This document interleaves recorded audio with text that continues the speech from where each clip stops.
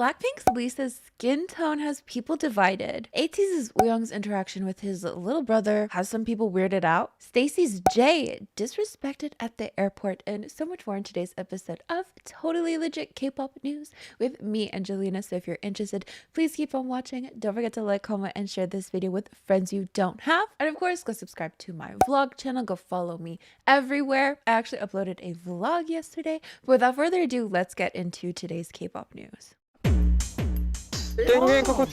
So, Lisa has revealed new teasers for her song ROCKSTAR, and it seems to have sparked a huge conversation surrounding her skin tone. So we all know whitewashing is often talked about in K-pop. We often see like before and after pictures, or just simply seeing, unedited fan taken pictures of idols versus what they look like in the media, what they look like on official releases of their picture. You get what I mean, right? And it wouldn't be too far off to make note of the fact that sometimes they appear significantly lighter. You can see this in pictures, you can see this in videos, and sometimes even Western celebrities are victims of this. It was recently a topic of conversation when Zendaya came to Korea, and these were the pictures that were released of her. And then more recently, Billie Eilish as well. They whitewashed Billie. I'm crying. So here we can see her skin tone is lighter than it actually appears in the program. Not even Billie is safe from Korean media standards. So it's definitely something you notice when you get into K-pop, right?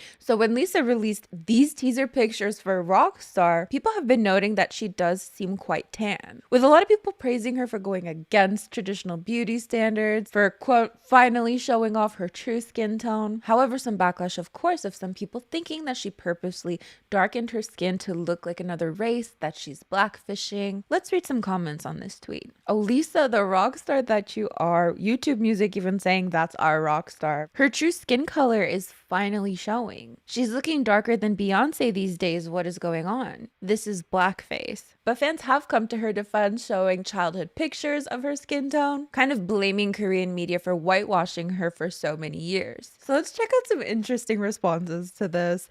This one being one of my favorites. How people in quotes want Lisa's skin to be. Is this what she says? I knew it.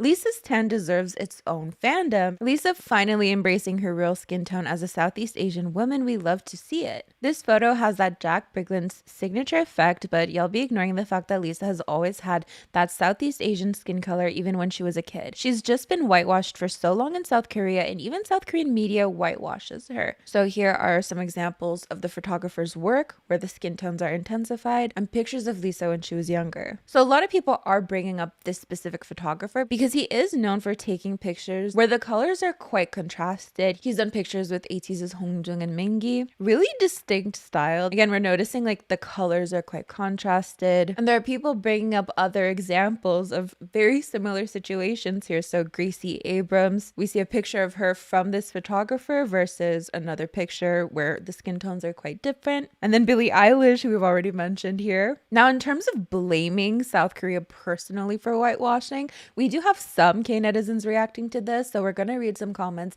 keeping in mind that these comments do not represent every single K-netizen. These are just some perspectives, not all perspectives. But here's the post. The reason why Lisa's international fans are praising Lisa's teaser. She's a Southeast woman that was getting whitewashed for years with them damn light ass filters and makeup, so as soon as she left, she said, yeah, no. Because she got rid of the K-pop whitewashing and she went back to her natural and beautiful skin tone. Do they not know about tanning? Isn't it putting on a darker filter on purpose? I feel like they have no idea what tanning is. Foreigners are so sensitive about this. She's not like that naturally, all right. They made her look way darker. Until when are they going to keep pushing this whitewashing thing?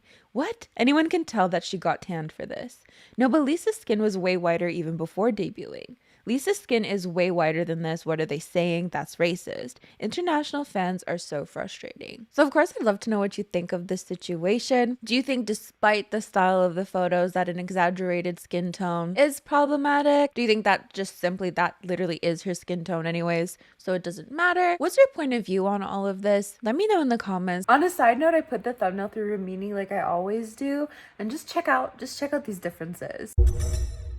Ateez Wooyoung has been showing a lot of love to his little brother recently. And for the most part, it's been met with a lot of praise. We love to see Love. However, in a recent TikTok that he posted, the two are about to do Ateez's work challenge before Wooyoung kisses his brother on the lips. When I tell you, I could smell the comment section here, with some people being weirded out by it and others trying to make the kiss more than it was by being like, move over, kid. But let's read some comments. Name this animal.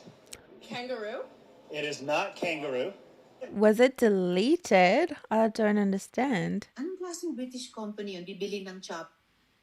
What in the world? There we go. Anyways, him and his little brother. The kiss on the lips. It's normal? 567 responses to this. Is it normal in Korea? No, this is not normal.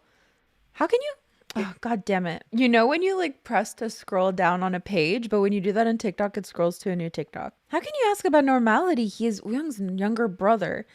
It is. I literally used to peck my mom as a kid. It's just a family peck. I don't get what's weird. Some people saying, no, it's not normal to kiss your siblings on the lips. And other people saying like, it's literally like a family peck. There's nothing more to it. Then of course comments like, what about me? Move over, kid. Am I finding out now that people in other families kiss each other on the lips? I barely even kiss my parents and sister on the cheek. Was it like David Beckham or something? Like he kissed his kid on the lips and then people were like, oh my God, what's going on? I'm curious about your perspective, what's normal to you, what's typically normal in your countries. But let's move on. What would you do if your idol snubbed you? That's some Dr. Seuss shit right there. There's this viral interaction of Jay from STAYC. Basically, she's at the airport and she kind of, not gonna lie, half-heartedly says hi to a fan. And the fan actually calls her out on this. Like, what's up with that greeting? It seems like she initially didn't hear what was said, so the fan repeats like, what's up with that greeting? To which she seemingly, this is my interpretation, sarcastically, even more so, is like, hi, you know? Let's check out the video. I've been seeing this absolutely everywhere, you know?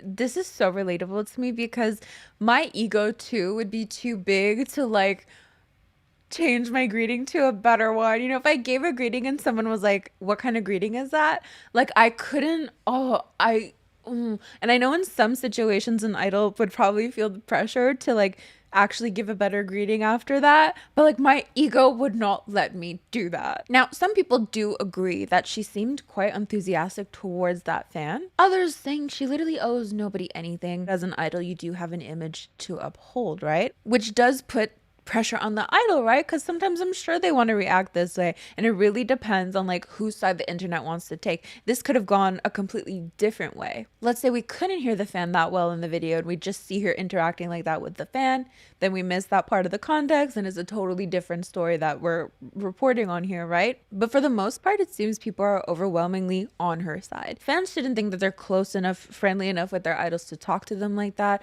or expect anything from them like that, especially when they're being, you know, followed to an airport. So let's read some comments. Anyways, Stan J. People promoting their comeback on July 1st, metamorphic. More artists should act like this. Some fans are so entitled. Why the fans are thinking they're that special? Here are some K-netizen comments. Wow, this was shocking. What's up with that person? Why is she like that? Crazy. Is she insane? Gasp, she's not joking? Is she for real? What's up with her way of speaking? Is she an Iljin? I don't remember what an Iljin is. Bullies that are often delinquents within a school setting. Why is she like that? Who does she think she is? It's the fact that she followed her all the way to the airport to do this. Is she her friend? Why is she like that? Like a lot of comments being like, you know, you guys don't know each other. It's just like a fan idol relationship. You shouldn't be speaking to her so informally. So you woke up in the morning, dragged yourself from bed, brushed your teeth, forced yourself to eat breakfast, drove your car just to do this. Humans can't be understood. Jay should be allowed to slap them with zero consequences. Going to the airport to swear by K-pop idols is already jobless behavior anyway. Like you don't have spreadsheets to do. Like, oh, don't you have spreadsheets to do? You know, it reminds me of like that article that we read about sasaengs, how like there was a Korean article basically saying that, you know, some people just say anybody is a sasaeng, when in reality, sasaengs are the ones who do like sketchy things, like following idols to the airport. Whereas there are rich fans who follow idols everywhere, but they don't bother them. So it just made me think of that, because I'm like, oh yeah, like if only you had so much money, you could just buy the same plane ticket and be in the same plane as them. But not bother them somehow. Give them luxury gifts and not bother them somehow. That was what the story was basically talking about. I don't know if you remember. So my question to you is, how would you react if your idol greeted you like this? Now, realistically, because I know a lot of you are going to be like, my idol doesn't owe me anything. They have no obligation to greet me. But realistically, in your, like, how would you feel in your little heart? Obviously not condemning the idols, but like, how would you feel? Honestly, let me know.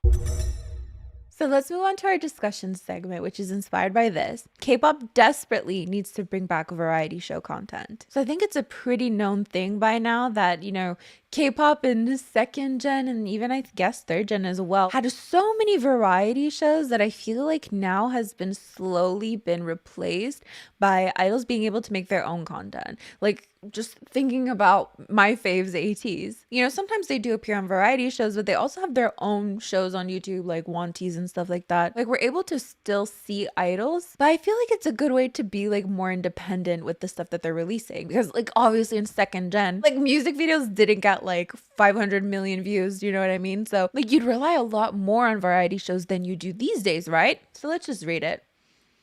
Maybe I just spoke all that for nothing and the article has nothing to do with what I just said, but back in second gen, there were so many more variety shows for idols, not just to guest in, but also star in as main host, i.e. X-Men, Star Golden Bells, Heroes, Invincible Youth, etc. It was a great way for the public to get more familiar and know more about idols. Also a great way to expand into other entertainment fields such as variety shows, acting, hosting, etc. In the current era, that's been happening less and less. The most common promotion these days are Amazing Saturday. Remind me to talk about BTS and BLACKPINK, I have a thought.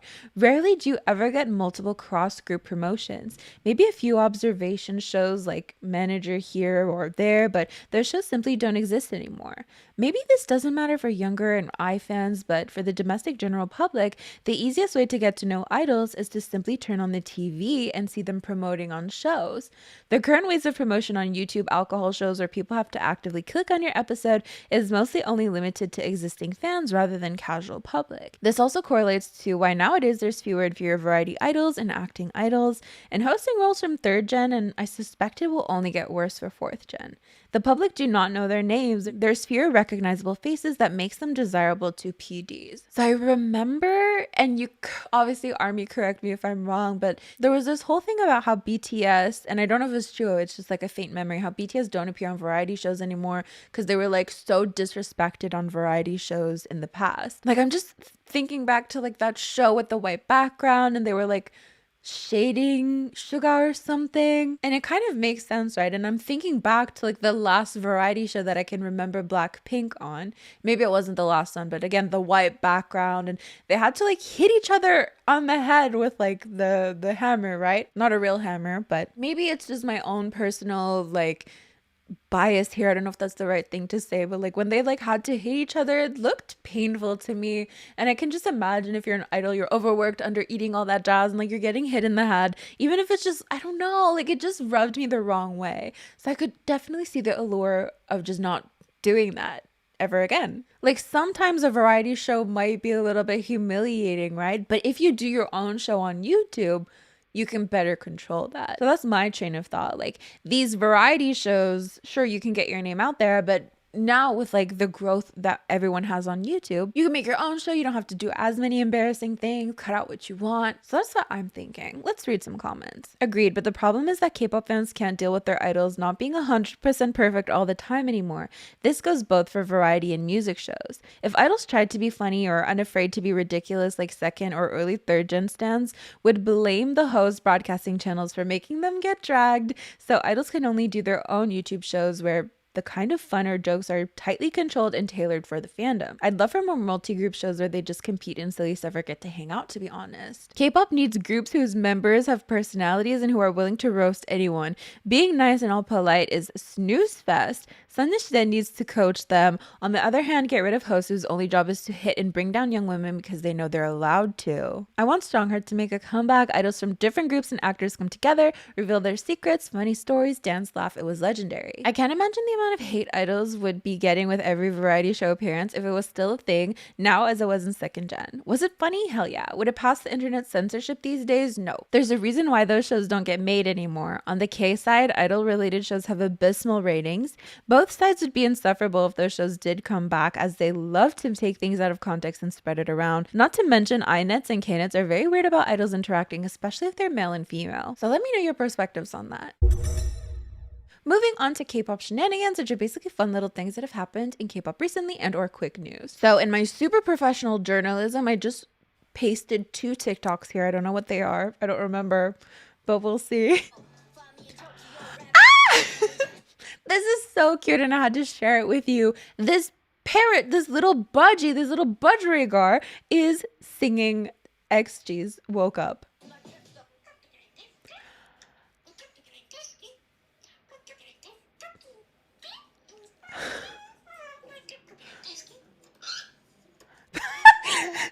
That was just so funny. Woke up looking like this. And the scream was so perfectly timed. That was so adorable. I had to share it with you. Now I know the second one's also a parrot. So actually there's a cockatoo named Snowball who was the first non-human animal conclusively demonstrated to be capable of beat induction. So have you ever thought about that? Like, parrots can actually follow a beat and like dance to a beat. That has nothing to do with this parrot, but I saw a cockatoo and it oh my god! He's like, never mind. The way he was like, oh my god, so cute. Okay, time to check out some teasers. So we already know that aespa are releasing Hot Mess, and we have some new pictures to look at. Okay. I know I used to always trash the colors black and pink together, but I've come around to it. I really like black and pink together. It's quite retro, I would think. So her hair's slightly wavy, guys, and there's a pink streak in it. So they have these like black and pink outfits with fame written all over them. But I saw like the original like runway outfits and they were a lot more scandalous. Obviously, I don't expect them to be scandalous or anything, but it's always so interesting to see how they alter the outfits. Should I just show you? So here we see them side by side, like adding like skirts underneath and all that jazz. Because some of these are just belts. But I'm excited. I'm excited for Hot Mess. There has to be more than that. There. Why? No. Did I look at too many tweets today? Is that still a thing? And then Baby Monster released teaser pictures for Forever, which I've seen a lot of people have like mixed thoughts about that. Like I'm gonna live forever. Baby was all a dream. You thought I was you. I think there's more to that. Wait. You thought I was yours. Aw. I'll fulfill my fantasy and you can watch and see. I'll fulfill my fantasy and you can watch and see. Like I'm gonna live forever. I feel like this song's gonna touch on some heartstrings. I don't know. Like the whole like I'm gonna live forever. That's always that always gets me. Like I'm gonna live forever. Baby, it was all a dream. You thought I was yours. Oh, I'm excited based on the lyrics. I'm curious to see the concept because I feel like it's gonna not be anything like this. Oh, so I was watching Elemental the other day and the theme song reminded me so much of BTS's Make It Right. And then I realized it's because of Love.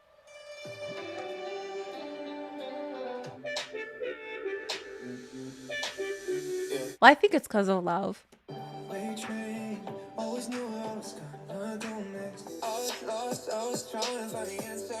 Like the instrumental.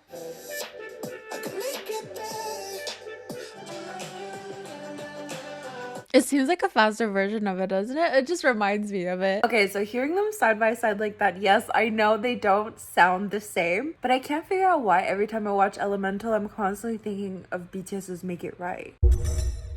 Okay, let's see if I have a K-pop song of the day. Actually, okay. I know it's not K-pop, but I've been really liking Red Wine Supernova by Chapel Roan. My newest song is Right Now by New Jeans, but I'm probably gonna add Make It Right because it's just been in my head now because of Elemental. But I guess I'll give a little shout out to Virtual Angel by Artemis. I'm going to talk about it more in depth in my end of month review. But again, let's just vibe a little bit. I really like the hyperpop elements of this song, and I just love the whole like concept of Virtual Angel. It feels like such like a modernized take on like an inspirational song, if that makes sense. I'll be there for you when your wings break. Letting go of you, that's a heartbreak.